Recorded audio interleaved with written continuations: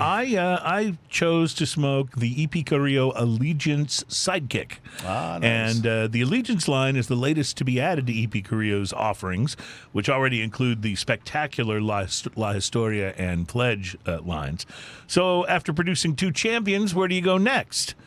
Ernesto Perez Carrillo picked up the phone and called Gilberto Oliva to talk to him about teaming up on the next big EPC release. And the result is the Allegiance, which comes in 4 sizes that are named after people who've got your back, or words you use for people who've got your back. There's the Sidekick, which is the Robusto that I had, the Wingman, the Confidant, and the Chaperone. I smoked the Sidekick, which, as I mentioned, is the smallest size. It's a 5x50 cigar, and it's beautifully presented. Nice green-colored banding, which you can see here, a green ribbon at the foot. I took that green ribbon off and checked the pre-light, which offered a light floral note and just a hint of hay. Once I used my punch and checked the cold draw, I got a bit more, a nice big earthiness and a little touch of pepper. I lit the cigar and took the first puffs, which offered up what I might call a Nicaraguan pepper bump. Not big enough to be a blast, but bigger than a breeze or whatever that word was we were using last week. So here's the deal. Waft? I just pulled up, while you were talking about this, I reviewed the Wingman. Okay. And it says on the initial light, Nicaraguan pepper breeze. Oh, okay. So very similar. Yeah.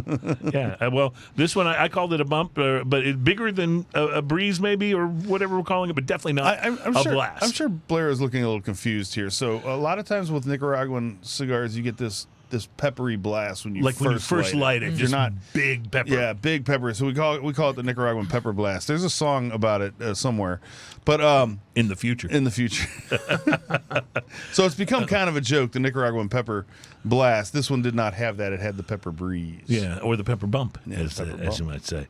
By the way, Allegiance lines all use, or they rather use all Nicaraguan tobacco for the binder and filler, and then they wrap it in a very impressive looking Ecuadorian Sumatra wrapper.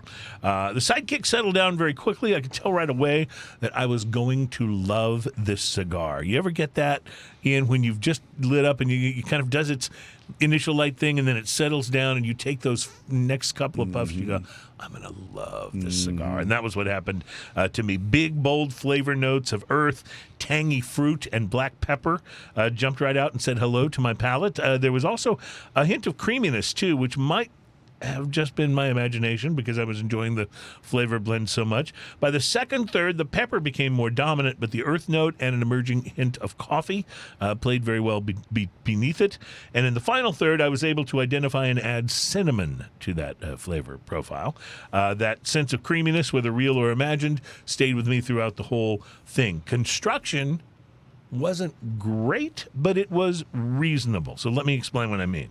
I really don't mind having to touch up a cigar once or twice during a smoke, if, and only if, I don't have to tend it the whole time, and most importantly, if there's not a harshness penalty that you have to pay from having to hit it with the flame again. On the Allegiance Sidekick, there was no penalty. I hit it once at about the halfway mark to straighten the burnout, and it smoked perfectly after that. I will mention that the ash was a bit flaky, and it fell right on me like my name was Ian Barry before I could even get a good picture of it early on. Still, though, I continue to really enjoy the Allegiance because of the very impressive combination of flavors. Ultimately, it was going to be about price with this one. The Allegiance is a Sidekick. The small one is a $12 cigar. It is not that big.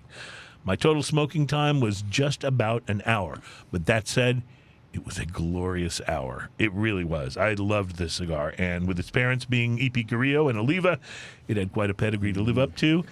And it did. I recommend the EP Carrillo Allegiance Sidekick highly. Price to quality, I'm going to give it a 5.5. Honestly, I wouldn't have been upset if it had even been $1 or $2 more.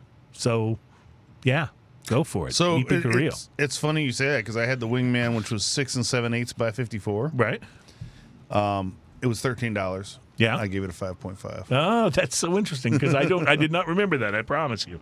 In fact, I don't remember most of what you say. I don't on the listen show, to what you say on the show. So that's kind of the way that we keep things in balance. I do put it on the show sometimes in the background just to create the mood, but I never listen to your part of it. You're talking about if you're trying to create a romance mood. Yeah, because my voice has that quality to it, apparently, or so I've been told.